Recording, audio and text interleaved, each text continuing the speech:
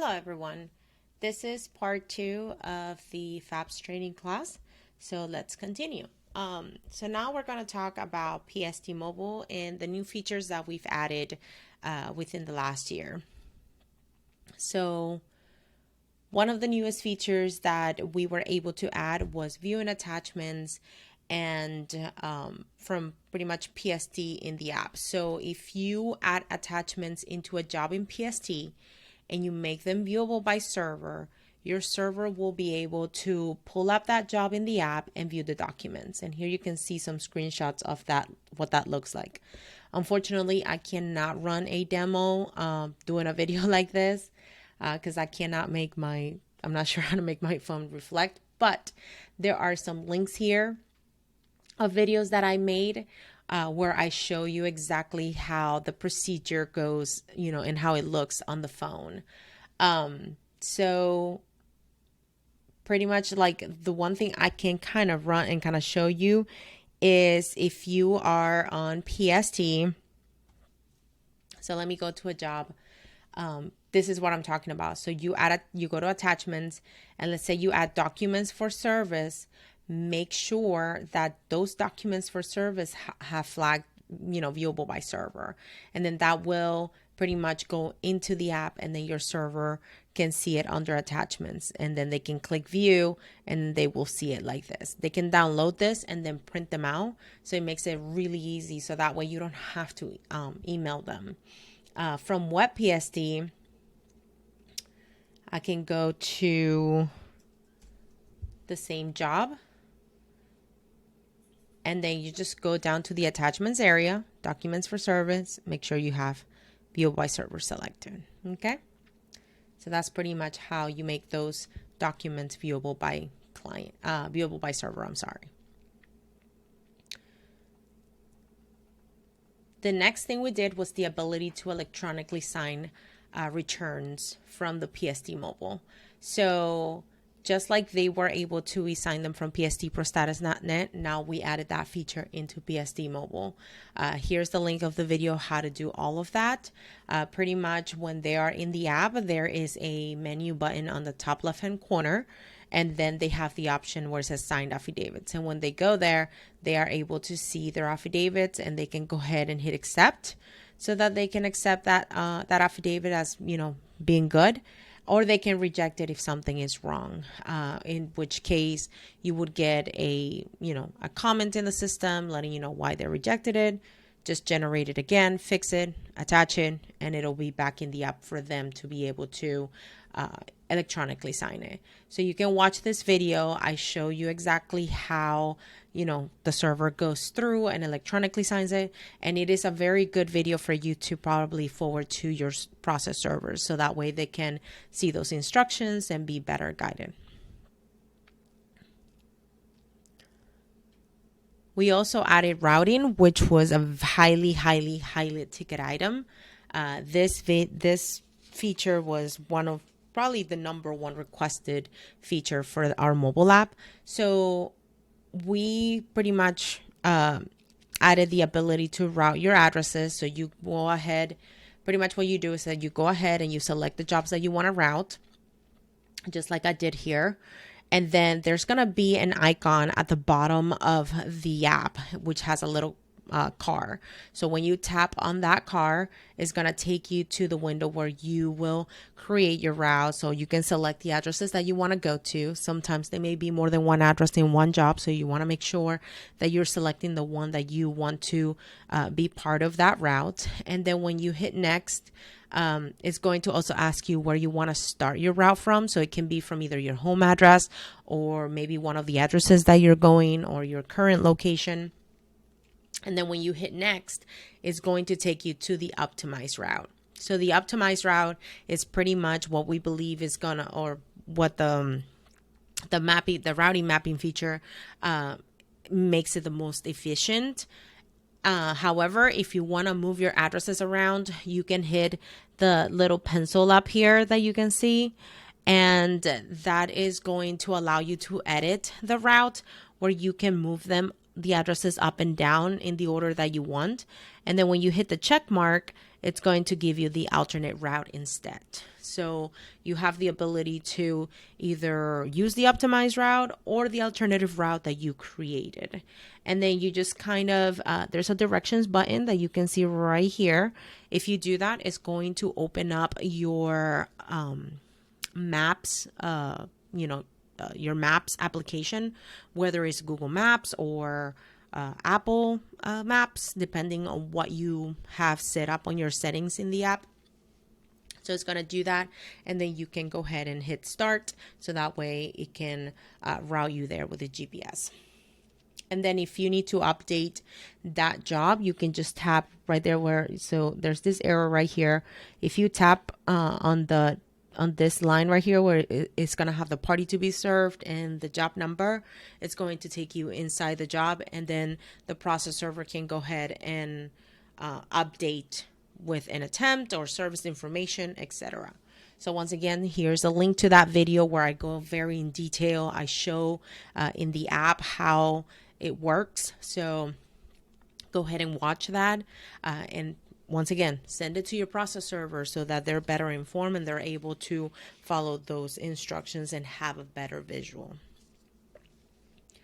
So next on the list is PayLegal. If you don't know what PayLegal is our payment processing feature. So pretty much it's a program that runs credit cards, and it's able to make collecting payment a lot easier for you, and it's all integrated with PST. So in order to get started, here's a link where you can go to and you sign up. In fact, if I go there right now, this is what it looks like. So you start with your first name, your last name, email, the password that you want for your account. And the important part here is that if you want that 3% surcharge to be charged to your clients instead of you, make sure you hit yes. You can only pass that along on credit card payments. If your client is paying you with a debit card or with an ACH, which is the bank account, you still get to pay the transaction fees, not your client. So just so you know. And then just make sure that you hit where it says click here. This is a PDF with information that you will need to gather before you kind of like start the enrollment process. It just makes it easier and smoother. So here's pretty much, the information that you want to gather.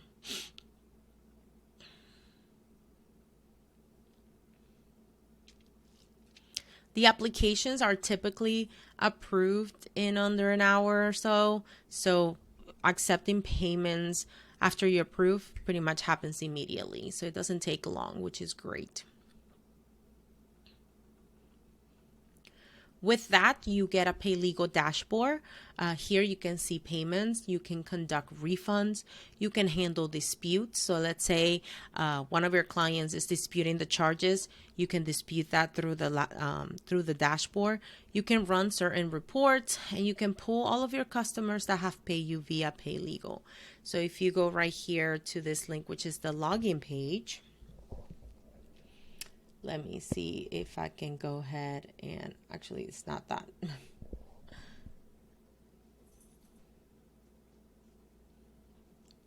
So if you go ahead and you click right here where it says login page, so it's going to take you to the PayLegal login. So you're going to go in with your email. And this is obviously everything with the information that you provided when you enrolled.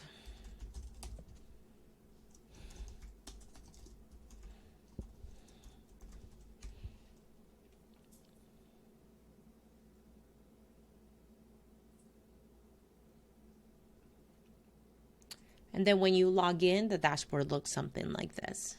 Let's see, let's do year. No, I guess I don't have any payments.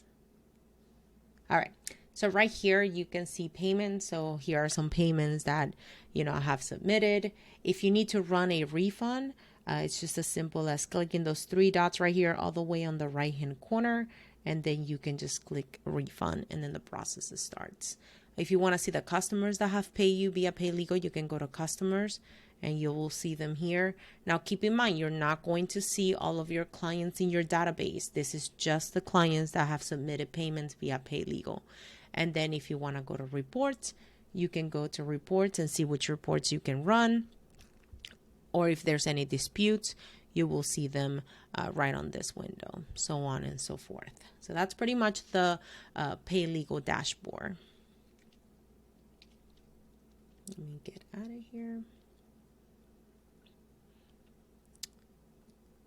As far as fees go, so like I said, the surcharging can be passed to your customers. It says 3.5%, but it was actually changed to 3% because of Visa. So you can thank Visa for that. But the transaction fees, if it's paid with a debit card or a bank account, it is 2.9% plus 30 cents per transaction for debit cards. And for the ACH, it's only 1% plus 50 cents per transaction. And then the integration fee, which is our fee to you, is just 25 cents per job that is paid with PayLegal. If you guys have any questions on any of the fees, or if something doesn't make sense, just call support or send us an email and we'll be happy to clarify that more for you.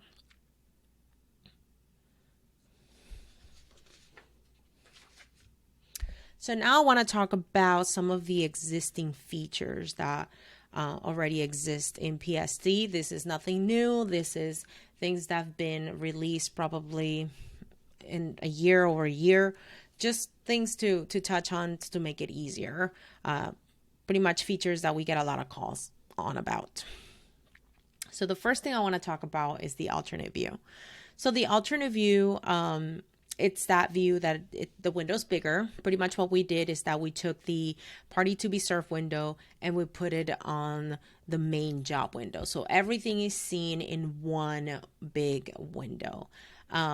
It's similar to WebPST jobs, and the concepts are still the same as the classic jobs that you use. So what I kind of want to do is run through some examples of how to close those jobs, just because I feel like some of you, when you get that kind of view of those jobs, people are like, I don't know how to close this out. I've never seen this before. So I think this would actually help. So I have 3 samples. So my first sample, oops, that's not what I wanted to do. So my first sample, it's going to be an individual service. So here's my job. And once again, it's just the fact that the address is here. So there's no clicking into the party to be served and then another window pops up. If I click on the party to be served, it's just going to be right here, and I can just scroll down and that's it. So if this is an individual service, all I have to do is just put my day and time of service, my type of service, which is individual. I'll get to choose merit or military if it applies. If you want to fill out the recipient description, you enable that like you've always done. You go to options, you go to recipient description, accept, and there are the fields. If you make the window a little bit larger, it should stay side by side. So there is your recipient description field. If you don't want to fill them out, same thing. You just uncheck that.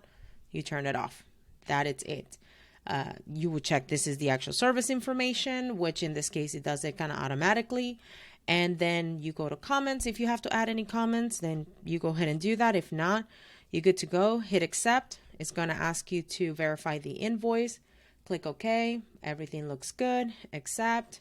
Enter. You're going to get the print queue window. Let me just attach. I don't want to queue hard copy anything. Hit accept on that, and I am done. So that is just closing out an individual service. So let's now do a substitute residential.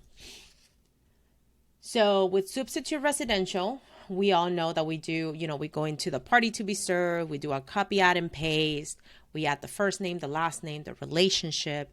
This is the actual service information, hit accept, and then we fill out our date and time of service. That's kind of like the process in a classic job. So the same thing goes with this view. All you have to do, and actually it's faster, because what you have to do is just click this little guy here. This is a duplicate survey. So this one button, it's your copy, out, and paste, all in one button. So when you click on that, it just did that. It did my copy, out, and paste, and it expanded it for me. So now I'm just going to change my first name. You know, if I got to change the last name, then I do. Relationship, wife, same thing. Go ahead and do your day and time of service. And substitute, let's see, let me do my substitute residential. There you go. Same thing. Does military merit apply? If it does, great. If it doesn't, you leave it alone. And same thing with the recipient description. You enable it if you need it, and if you don't, you just leave it as it is. And pretty much that's it. You just go to comments if you have to add any more comments, if you have to review any comments. But other than that, you just hit accept, verify the invoice. Everything looks good. Enter, enter. I'm going to go ahead and just attach my PDFs. Enter, and I am done. Very simple. Now, my last example is going to be a corporate serve, which is the same steps as a substitute residential, because you're always going to serve someone other than, you know, the company, someone on behalf. So the little guy right here to do our copy, out, and paste. It's going to be a natural person. So now I can go and do my first name, last name, you know, the title, day and time of service. I can go ahead and do corporate. And then this is the type of service. That's it. Hit enter. Review my invoice. Accept. And that's it. Very, very, very easy.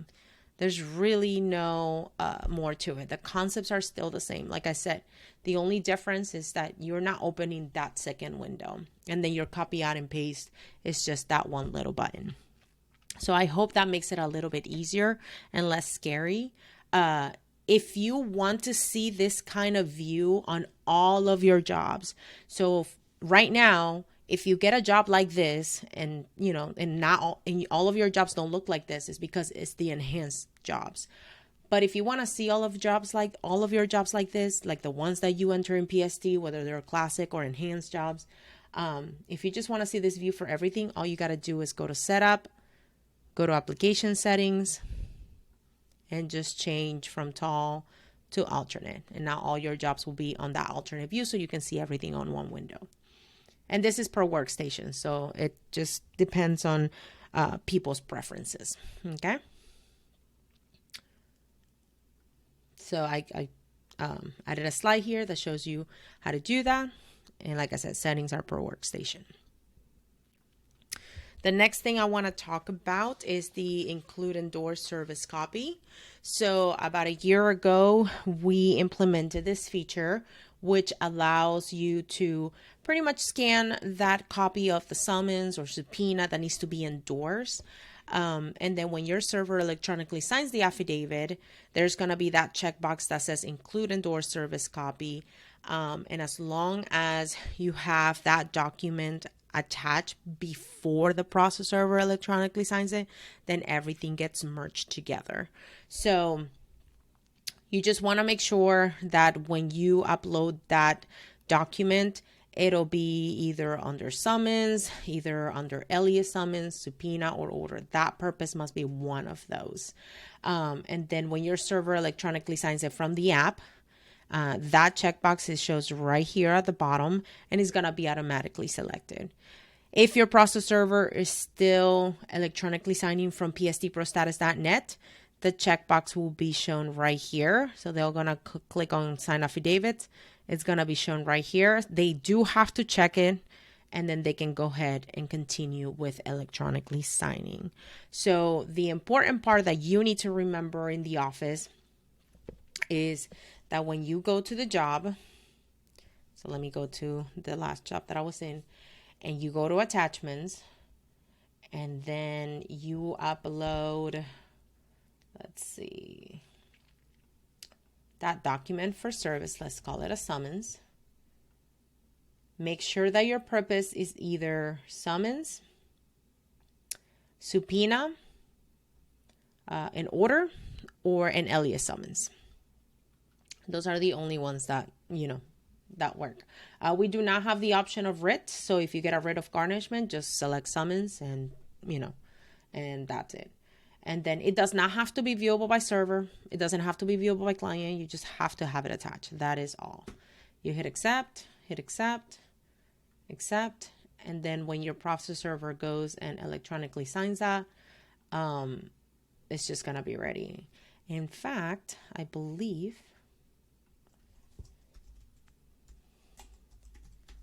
let me see.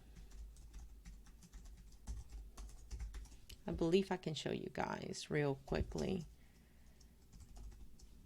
what that looks like from pstprostatus.net at least.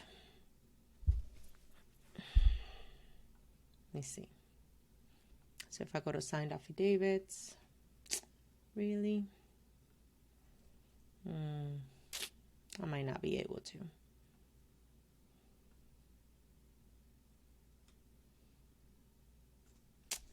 I don't think.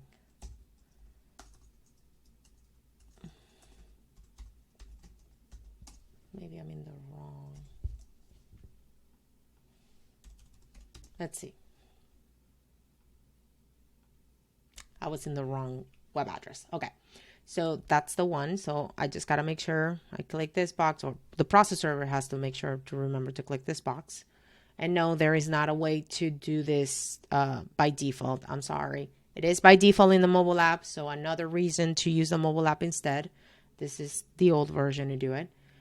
But if I click on that job, then your process server goes ahead and puts their electronic signature password. And there it is. So there's the return. And here's the handy dandy stamp.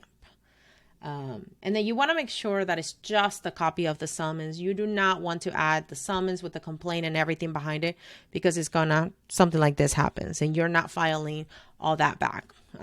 For my examples, I just had an attachment that had many pages, but in real life situation, you just uploading that summons or that subpoena, and that's it. But this is what the stamp looks like. So I just wanted you guys to see what it looks like for the process server, and then you just hit accept and it goes into PST that way. Alrighty.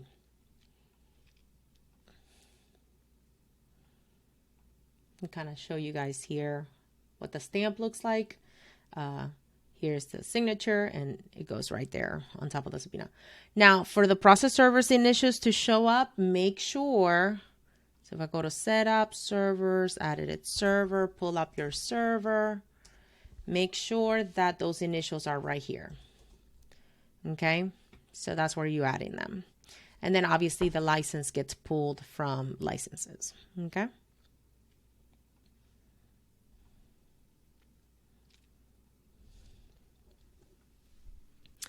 Next, I want to talk about WebPST searching features. So in WebPST, let me close this out. So if you are under jobs, there are many ways you can search for jobs here. This is one of the things that I love about WebPST. In PST Desktop, you can search for, your unfinished jobs, and that's about it. But I cannot run a report per se, or an easier way to run a report for my closed jobs, for example. So let's say I want to do, my closed jobs in the last 30 days. And here you go. I get 3 jobs. Or if I want to do, jobs that have updates from WSP partners in the last 30 days, I only have 1. Now, if I want to see everything, make sure you always hit all time. So all time is like pull everything that has updates from WSP partners, everything that has unreviewed comments, everything that's open, or everything has ever been closed, type of thing. So in this case, I have 47 jobs, right? The other great feature I love is the narrowing down my results by searching within the column. So let's say I want to just see, Bogan months and months. there it is. I only have one client with one update from WSP partners. Or let's see if I want just from one server. There it is. So these are all of the jobs from that one server. So it makes it easier, in my opinion, to just narrow down those searches. And if I just want from that server and one attorney or one client, there you go. It's really convenient. It gives you a lot of freedom. You also have the ability to create your own views. So this is my own personal view, which is my unfinished job report. It has all of these columns. But let's say I want to create something new. Let's say, let me create something new. So let me remove all of those columns. I'm going to sort this column in alphabetical order. And the first thing I want is, let's see, job number. I want job number. I want priority. I want, let's say, client firm name. I want the process server's name. So let's say default server name. And I want to see court date. So I want to see court dates, and I want to see, I don't know, amount invoice maybe, and amount due. Let's say that's all I want for this particular report. I'm going to go ahead and hit apply. And as you can see now, only those columns are showing up, right? Now I want to save this as a, new view for myself. So I'm going to go ahead and hit save view. And I'm going to give this a new name. So I'm going to FABS training. I'm going to save the columns width. So like if you rearrange the columns, like the width of them, you want to make sure that you click this so that they're always saved that way. I want to do search filters. So the filter has to do with how you, let me actually cancel here. The filter has to do with how you saved it from here. So for example, my filter would be, let's say it would be for unfinished jobs. And then search those jobs.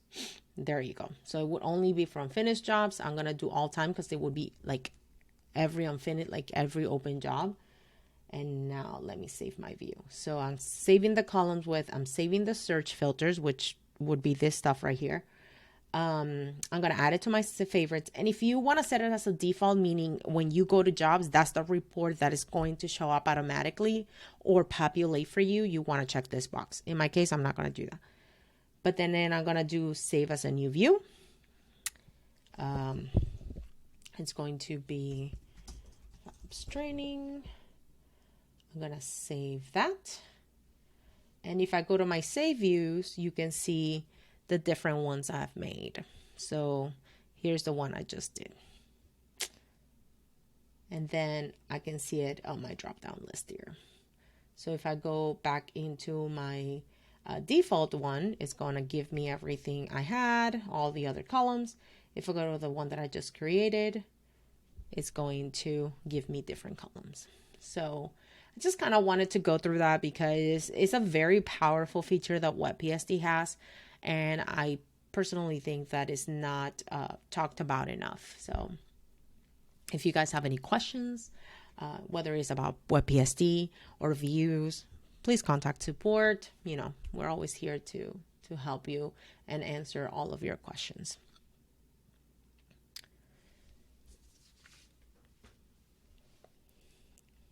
Now, this concludes part 2 of my video. So part 3, I'm going to be talking about what's coming.